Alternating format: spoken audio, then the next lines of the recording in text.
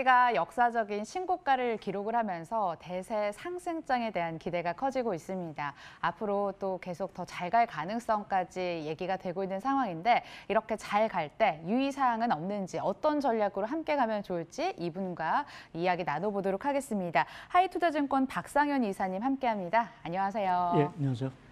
오늘 다양한 이야기를 해볼 텐데 아무래도 세계 코로나19 확진자 수가 다시 한번 증가를 하면서 경기 회복 기대감이 조금 지연되는 상황까지 나타나고 있습니다. 근데 그 상황 속에서 유독 미국 경제 지표의 호전 소식이 계속 들려오는데 왜 꼭 미국이 이렇게 남다른 모습을 보이고 있는 걸까요?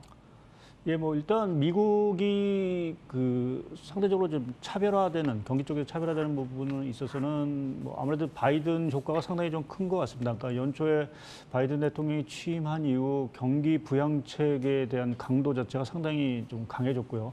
당초 뭐 1조 9천억 달러 추가 부양책과 더불어서 아직 뭐 시행은 안 됐지만 인프라 투자 정책도 발표하고 하면서 미국 경기에 대한 어떤 그 성장 동력을 상당히 좀 강화시킨 부분이 하나 있는 것 같고요. 또 하나는 아무래도 백신 효과인 것 같습니다. 그러니까 지금 뭐 이스라엘, 영국 다음으로 미국이 백신 접종률 자체가 상당히 이제 많아진 상황들이고 뭐 그러한 것들 때문에 뭐 이동 제한도 상당히 좀 완화가 되고 있고요. 또 이제 고용 시장이라든지 이러한 것들이 빠르게 좀 회복이 되면서 미국 경기가 상당 부분 활력을 좀 찾아가는 이러한 것들 자체가 미국 경기의 어떤 지금 뭐 나홀로 독주라고 표현할 수도 있는데 이러한 독주 현상이 사실은 좀 이어지고 있는 것 같고요. 이러한 미국 경제의 어떤 호조라는 것 자체가 기본적으로 뭐 세계 경기에 상당히 좀 긍정적인 영향을 미칠 수는 있긴 하겠지만 한편에서 보면 이제 정책 차별화라든지 또 이제 각국별로 이제 경기 속도 자체가 이제 조금 엇박자를 나다 보면은 궁극적으로는 좀 경기 회복 속도, 전 세계적으로 봤을 때 경기 회복 속도가 늘어질 수 있는 그러한 리스크도 사실은 좀 부각이 되고 있는 게 사실인 것 같습니다. 예, 그러니까 미국만의 독주가 계속될 것이고 그 온기가 좀 이머징 국가라든지 전 세계적으로 확산될 여지는 조금 낮다라고 보시는 거네요. 물론 이제 그 미국 경기가 좋으면 뭐 수입 수요라든지 뭐 이런 것들이 좋아지면서 소위 저희가 이제 낙수 효과라고 얘기를 하는데 이제 그러한 것들이 이머징 경기의 어떤 회복 동력을 좀 제공은 할 것 같습니다. 그런데 뭐 아시겠지만 지금 인도 같은 경우가 뭐 하루 일일 확진 자체가 어마어마하게 사실 지금 나오고 있는 상황에서 미국의 어떤 경기 회복만으로 사실은 이머징 경기가 좋아지는 데는 좀 한계가 좀 있는 부분들이 있고 또 하나 이제 중요한 부분 자체가 이제 미국이 나홀로 좋다 보면은 뭐 최근에 어저께도 이제 미국이 증세 얘기를 이제 했지만 추가적으로 이제 또다시 이제 긴축에 대한 얘기들을 또 꺼내들 수도 있는 부분들이고요. 이제 그렇게 됐을 경우에는 뭐 금리가 뭐 최근에 좀 안정을 찾고 있지만 금리가 다시 오르고 했을 경우 뭐 미국 경기가 어느 정도 버틸 수 있지만 이러한 금리 상승에 또다시 뭐 이머징이라든지 이러한 쪽에 좀 불안 요인이 사실 좀 제기될 수 있다라는 부분 자체는 미국의 어떤 나홀로 독주만이 꼭 좋은 것만은 아니다라는 쪽에 좀 말씀드리겠습니다. 알겠습니다. 말씀 잘 들었고요. 달러에 대한 이야기로 넘어가 보도록 하겠습니다. 고공행진했던 달러가 최근 돌연 주춤을 했는데 이 배경은 어디서 찾아볼 수 있을까요?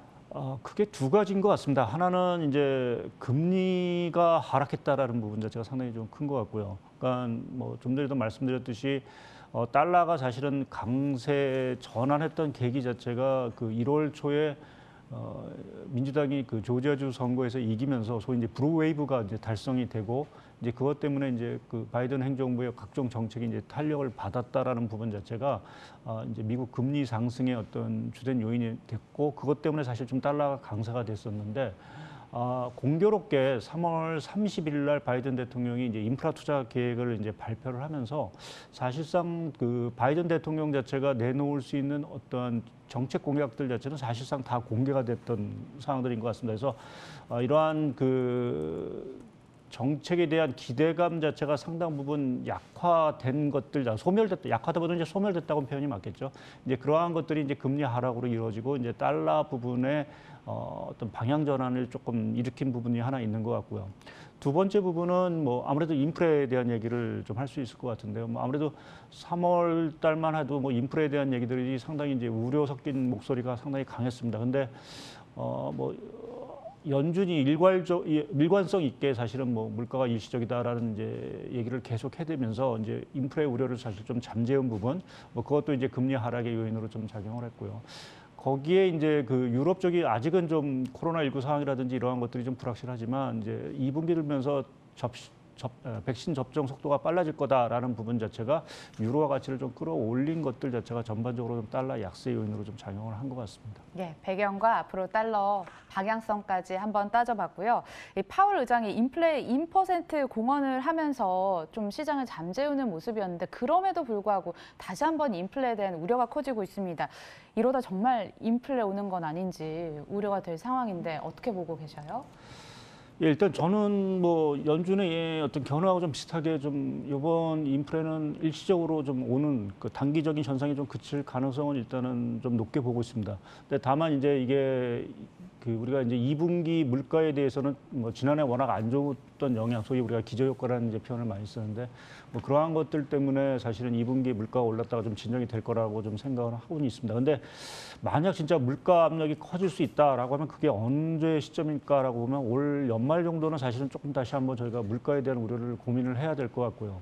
이제 연말 정도 이제 물가에 대해서 고민을 좀 해야 되는 이유 자체는 지금 이제 이스라엘을 기점으로 해서 이제 집단 면역을 달성하는 국가들이 사실은 이제 나오기 시작을 했고 이제 마스크를 벗는다라는 이제 소식이 이제 일부 들리고 있습니다. 미국도 오늘 뭐 뉴스를 보게 되면 한 9월 정도 되면은 뭐 마스크를 벗을 수 있다라는 이제 얘기들이 좀 들리기 시작하는데 이제 그렇게 각국이 이제 집단 면역이 달성이 되고 사람들의 어떤 이동이 이제 활발하게 되면 사실은 그동안 억눌렀던 이제 소비가 사실은 크게 늘어날 수 있는 부분들이 있습니다. 이제 그러한 소비가 진짜 뭐 엄청나게 늘어난다. 뭐 최근에 이스라엘의 소비가 뭐 급격히 늘어난다는 소식이 들리고 있는데 그런 식으로 이제 소비 사이클 자체가 소위 이제 붐이 이루어진다라고 하면 최근에는 뭐 그 비용 상승 압력에 대한 물가를 우려하겠지만 연말 정도 가서는 소위 이제 수요가 견인하는 물가 압력이 사실은 좀 올 수 있는 부분들이 있습니다. 그래서 뭐 당장은 아니지만 한 연말 정도 가서는 저희가 물가에 대한 것들을 다시 한번 좀 고민해야 되는 시점이 좀 오지 않을까라는 쪽에 좀 생각을 하고 있습니다. 예, 물가 우려는 연말 정도로 예상을 하고 계십니다. 우리 증시에 대한 이야기도 해보도록 할게요.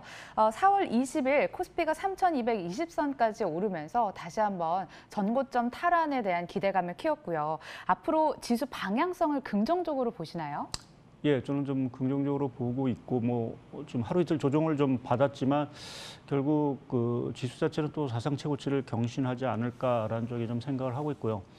이러한 그 증시 견인의 그 주된 요인 자체는 뭐 앞서 말씀드린 미국뿐만 아니라 뭐 유럽 경기 자체도 2분기의 성장에 대한 모멘텀 자체가 상당히 좀 커질 수 있는 부분들이 있어서 결국 그러한 것들이 이제 성장뿐만 아니라 기업의 실적 자체도 사실은 좀 개선시킬 수 있다. 그러니까 그동안 어찌 보면 이제 유동성으로 이제 주식이라든지 자산 가격이 올랐다라고 하면 향후에 주식 시장 자체는 이러한 기업의 실적을 바탕으로 해서 사실은 좀 오를 수 있다고 보고 있고요. 특히 이제 국내 쪽 경기와 관련돼서 사실은 뭐 여러 가지 우려도 있긴 했지만 올해 우리나라 성장률 자체가 예상보다는 상당히 조금 높은 수준을 좀 기록할 것 같습니다.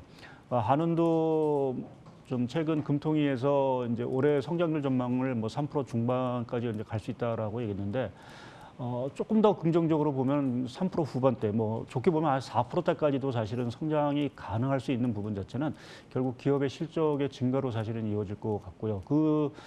경기의 어떤 강한 동력 자체는 지금 수출 쪽에서 사실 제공을 하고 있는 것 같습니다. 그러니까 지금 1분기 수출도 워낙 양호한 상황에서 2분기 수출도 지금 상당히 좀 강한 흐름을 좀 보이고 있고 특히 이제 그동안 국내 수출이라든지 제조업 경기 자체가 어떻게 보면 이제 IT 중심으로만 사실 좀 회복이 됐는데 금년 특히 이제 2, 3월 들어와서 좀 뚜렷하게 보이는 것들이 이제 소재, 자본재 이제 그동안 사실은 좀 부진했던 그 업종의 수출이라든지 제조업 경기 자체가 상반으로 살아나고 있는 부분들이 있습니다. 이제 이러한 것들 자체가 뭐 어떤 수출의 균형도 사실은 있고 또 업종 간의 차별 현상들 좀 약화시키면서 전체적으로 기업 이익 자체를 전체적으로 좀 끌어올리는 요인으로 좀 작용할 것 같고요. 거기에 이제 국내 수급과 관련돼서 뭐 그동안 이제 연기금이라든지 이러한 쪽에 사실은 외국인도 사실 매도 압력이 사실 컸었는데 뭐 여하튼 5월 들어가면 사실은 연기금의 매도 압력 자체가 조금 줄어들 수 있는 부분도 있고요.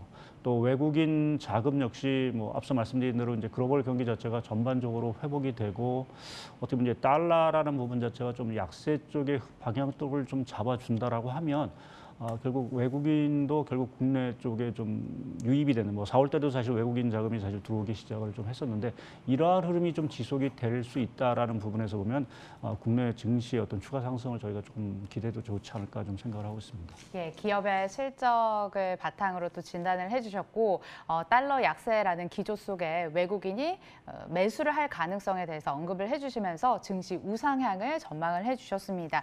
자, 이게 정말 중요한 질문일 것 같은데, 이사님께서 보시기에 지금 시장에서 주목할 업종과 테마는 어디에 있다고 보세요?